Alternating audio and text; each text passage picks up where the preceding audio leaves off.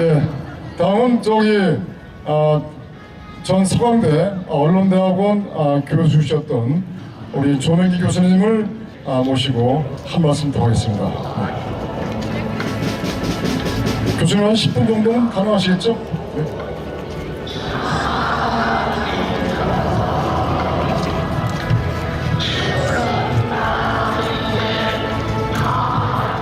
예, 드디어 봄이 왔습니다.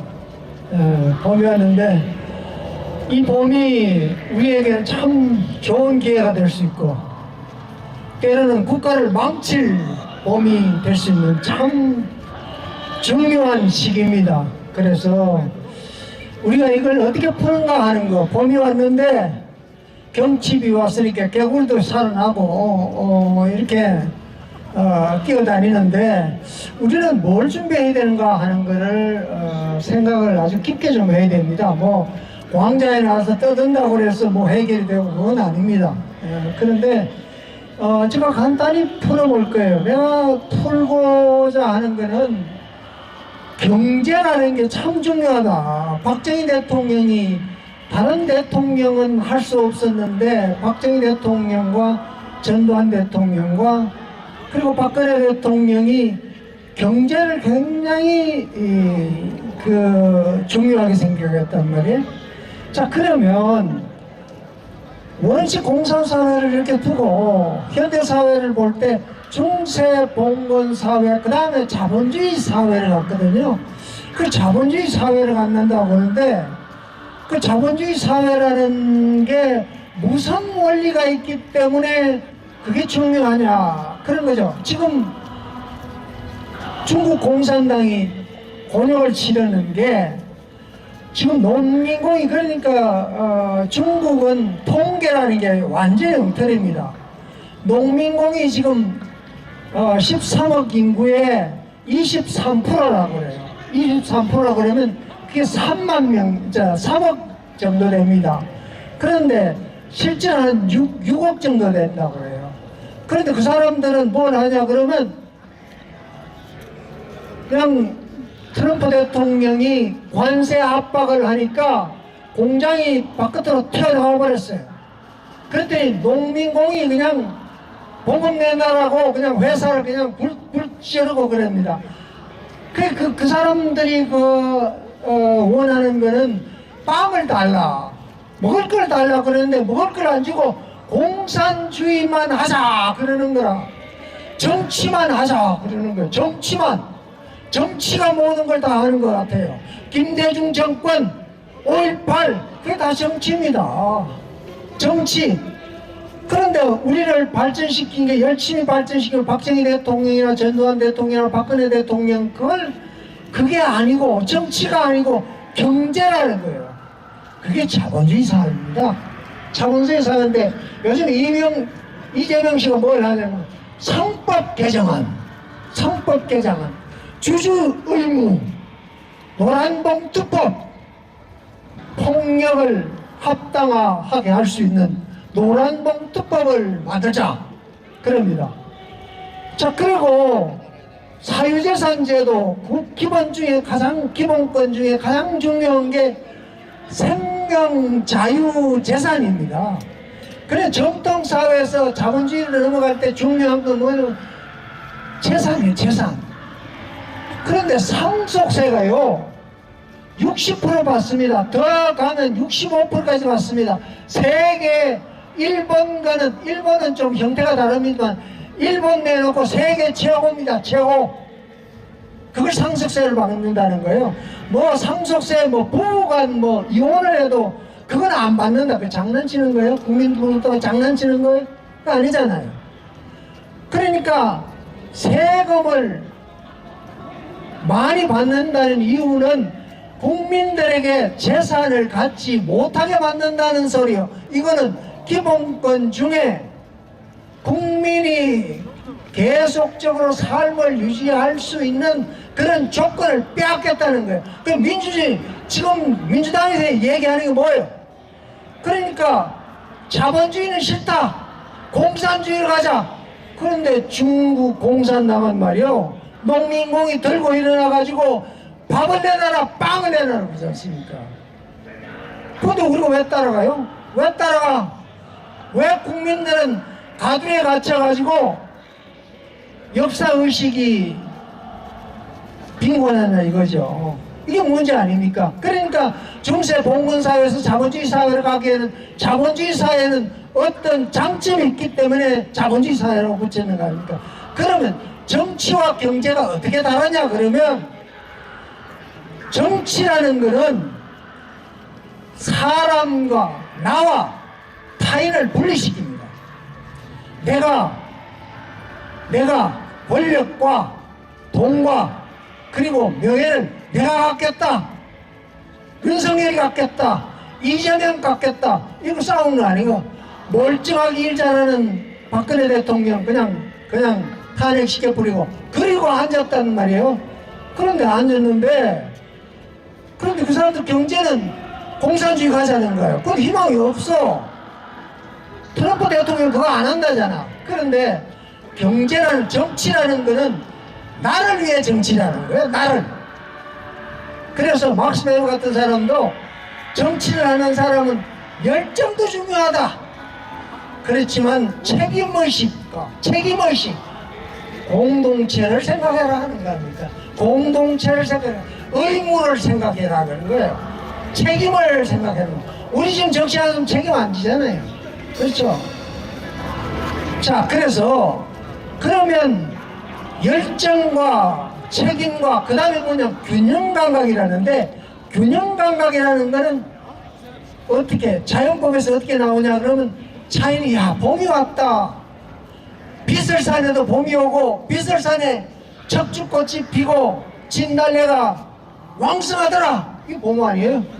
이거는 굉장히 인간이 살아가면서 피부로 느낀 굉장히 중요한 원리입니다. 자, 그런데 봄이 왔다. 그러니까 자연법 아닙니까? 그래서 경제라는 게 뭐냐 그러면 경제라는 거는 정치하고는 전혀 달라요. 경제는 뭐냐 그러면 경제라는 거는 내 노동을 다른 사람에게 봉사를 하고 정치가 내 자신을 위해서 정치를 한다면 경제는 내 노동을 다른 사람에게 제공하고 그 돈을 받는다 하는 거는 여기에는 돈을 받는 그 외에 또 플러스 알파가 있어요. 왜 플러스 알파가 있냐 그러면 내가 놀지 않고 열심히 일해가지고 남을 봉사하는 것. 그럼 뭐예요? 공동체가 살아갑니다. 공동체가 생동한다는 소리예요. 그래서 박정희 대통령이 왜 존경을 받냐 그러면 경제를 발전시켰다. 이 말은 새마을 운동을 해가지고 공동체를 유지시켜가지고 경제를 발전시켰다 그런 거예요. 내가 전번 시간에 하도 그냥 떠드니까 우리 GDP가 5만 5천 달라고 그랬는데 그게 아닙니다. 지금 3만 5천에서 11년간 쫙 그래. 박근혜 대통령이 경제 성장을 3.1%로 3.0으로 쫙 깔아버립니다. 까는데 지금은 뭐 1%, 1.5% 그냥 뭐 뚝 떨어져 버렸어요. 자, 그러면서 경제 성장이 떨어지면서 그러면서 공동체가 완전히 붕괴됐습니다.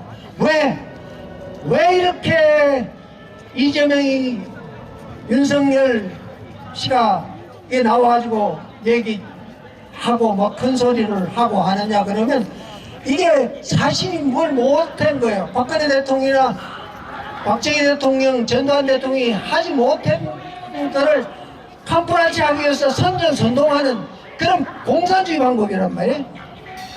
자, 그렇다면 경제가 폭망했다는 것은 공동체가 무너졌다는 거예요. 공동체가 무너진 가운데 가두리 전략을 펴니까 우리가 지금 강화문에 이어 나와 있는 거예요. 그죠? 그래, 경제라는 게 그렇게 중요합니다. 그래서 정치란 얘기를 안 하고 참 어렵지만 내가 그죠? 놀고 싶죠? 놀고 싶은데 절제하고 돈을 아껴 쓰고 내 자식에게 물려준다. 그게 재산 아니에요. 그 재산을 빼앗겼다는 거예요. 사유재산 인정 못하겠다는 거 아니에요. 국가 토지 공개념 하겠다는 거 아니고 재벌 기업 전부 국유화하겠다는 거예요. 그게 이재명이 원하는 사람. 이재명이 이런 사람들이 원하는 거예요. 우리가 가고 싶어요? 그래서 나온 거 아니에요. 자, 그렇다면 정치가 뭐냐 하는 거예요. 정치라는 거를 정치는 이게 폭력입니다. 폭력. 나를 권력을 가지고 다른 사람을 지배하겠다는 지배 욕구기에 지배 욕구가 잘못하면 이게 폭력이 됩니다. 그래가지고 지기현 그 서울지검 부장판사가 윤석열 대통령 구속 왜 시키냐? 그러면서 뭐 한 소리 뭐예요? 민주적 기본 질서를 안 지켰다는 거예요. 기본 질서 안 지켰다는 거예요. 그러니까 폭력을 쓸 때는 확실히 기본 질서 지켜라는 거예요. 폭력을 그냥 쓰지 말라는 거예요. 계엄령 그냥 풀지 말라는 거예요. 계엄령 풀면 그게 폭력 아닙니까? 자, 그런데 폭력이라는 게 어디서 나오냐? 이걸 누가 잘 규정했냐 그러면 토마스 홉스라는 사람 알죠? 그 사람이 폭력이라는 걸 잘 설명을 했어요. 폭력을 잘 설명했는데 토마스 홉스가 제일 처음에는 The Elements of Law 법의 기초 지식을 했습니다. 그런데 홉스는요 참 겁이 많은 사람이에요. 스페인 함대가 와서 그냥 놀래가 자기 엄마가 그냥 조사를 해버렸어요. 그래서 어릴 때부터 폭력에 대해서 아주 알라르지 말하는 거였어요. 그래서 사회 계약을 해야 될 텐데 사회 계약을 해야 되는데 이게 국가 폭력이 너무 세. 국가 폭력이 세니까 그러니까 법에 뭐 얘기를 하다가 이 사람 말이야 의회 그 저걸 받고 그 견제를 받고 프랑스에 망명 생활을 합니다. 그런데 거기에서 뭘 쓰냐 그러면 리바이든이라는 책을 써요. 리바이든 1651년에 리바이든이라는 책을 씁니다. 리바이든이라는 얘기가 무슨 소리냐 그러면 리바이든이라는 게 성경에 그 욥기에 나옵니다. 욥기에 나오는데 하나님이 얼마나 힘이 센가를 리바이든에는 괴물을 통해서 얘기를 한다는 거예요. 그러니까 이만큼 리바이든만큼 폭력이 그 국가는 힘이 있다는 거예요. 자, 국가에 힘이 있는데 그런데 국가에 힘이 있다고 그러는 거예요. 그럼 국가에 힘이 있는데 국가를 어떻게 잠재우고 폭력을 어떻게 잠재우고 그리고 그 자리에 어떻게 자유, 생명, 자유, 재산, 국민의 그러니까 시민들의 권리를 보장하느냐 하는 걸 얘기를 하면서 비헤머스라는 책을 씁니다. 그게 31년 후입니다. 그래서 1681년에 그 책을 써요. 근데 비헤머스라는 건 뭐냐 그러면 국가 폭력을 싹 덜어내가지고 개인을 중심으로 해가지고 생명, 자유, 재산, 기본권을 얘기한 게 없습니다. 그러니까 그러면 비헤머스라는 건 뭐냐 그러면 이건 수중괴물이에요. 수중괴물인데 수중에 아주 큰 괴물이 있는 거야. 배 그냥 삼켜버리는 거야. 이제 해양 세력이 등장하니까 이제 그런 얘기를 한 거죠. 자, 그런 겁니다. 자, 그런데 자, 우리 현실로 돌아가 봅시다. 공군 KF-16이 17일날 포천에 그냥 오발을 해가지고 막 그냥 폭탄. 그런데요, 사실 그 국회도 오염된 건 사실인데 왜 그다 갖다가 집어넣어? 그다 갖다가 부어넣어. 그래가지고 8발 쏘는데 위력이 대단한 거죠. 그게 국가 폭력입니다. 그게 국가 폭력이에요. 자, 우리 국회 지금 어때요? 국회가 지금 이게 폭력 국가입니까? 그렇지 않으면 법에 의한 집안입니까? 법은 없어져 버렸어요. 법 작동을 안 합니다. 작동을 안 해. 5.18 유공자가 6만 명이 5.18 빨대를 꽂고 먹고 산다는 거 아닙니까? 선거했는데 53명인지 60명이 부정선거에 들어갔다는 거예요. 자, 부정선거에 들어갔다 그러면 우리나라 역사에서 53명이 부정선거 해가지고 국회의원 된 역사가 있어요? 없잖아요. 그죠? 그래요. 부정선거라는 게 그렇게. 그러니까 우리나라 국민 헌법이 뭐예요? 대한민국 민주공화국입니다. 그리고 그건 선거를 위해서, 국민의 행사는 선거를 위해서 한다고 그랬잖아요. 그런데 선거를 한다는데, 그러면 그 1조하고 1항과 2항을 그걸 침범한다. 그걸 무력화시킨다는 소리는 헌법 자체를 유린한다는 소리예요. 그래서 이승만 대통령은요, 그래서 최영규 내무장관을 사형을 시켰단 말이에요. 그러니까 왜 사형을 시켰냐? 부정선거라는 것은 대한민국 헌법 자체를 유린한다는 거예요. 자, 그런데 53명 내지 60명을 부정선거에 들어가 있다? 그래요.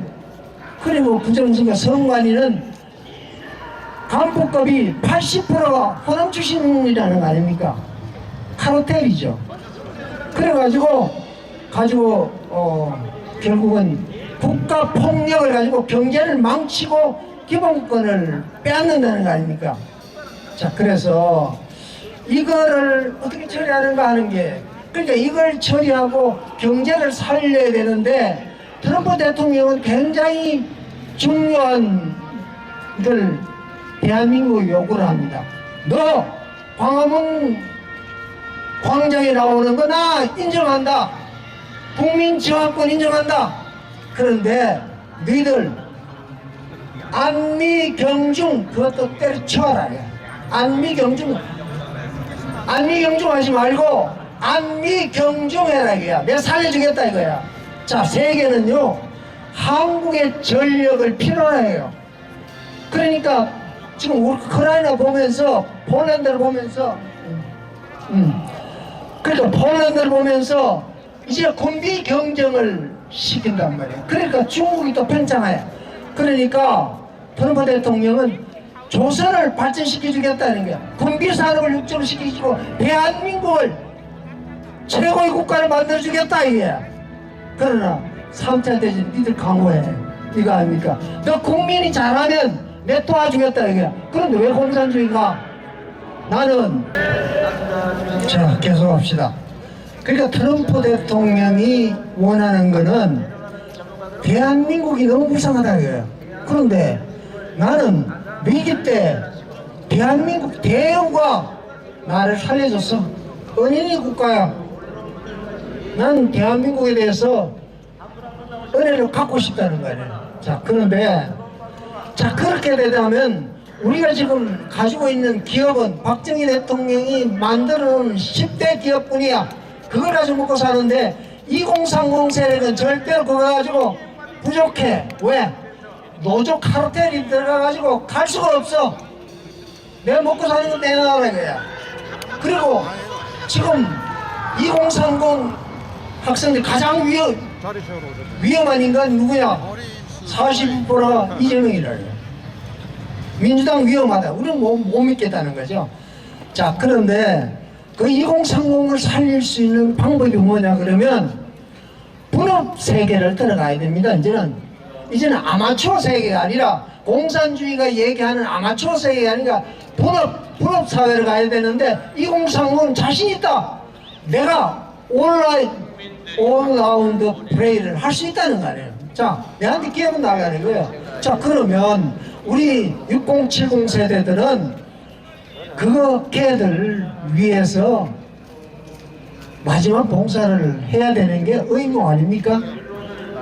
자, 그래서 이제는 박근혜 대통령이 얘기하던 정부와 기업과 대학과 지역사회가 함께가 창조경제를 만들어가지고 커뮤니티를 다시 복원시키는 게 대한민국이 사는 길이고 그 길이 공산화를 막는 길이다 하는 걸 생각하면서 저는 여러분들에게 우리가 좀 어렵지만 봄이 왔다. 이 봄을 잘 운용해가지고 나라가 발전하고 우리 자신이 발전하고 우리 후손이 발전할 수 있는 나라를 만들었으면 좋겠다 하는 얘기를 하면서 끝내겠습니다. 고맙습니다.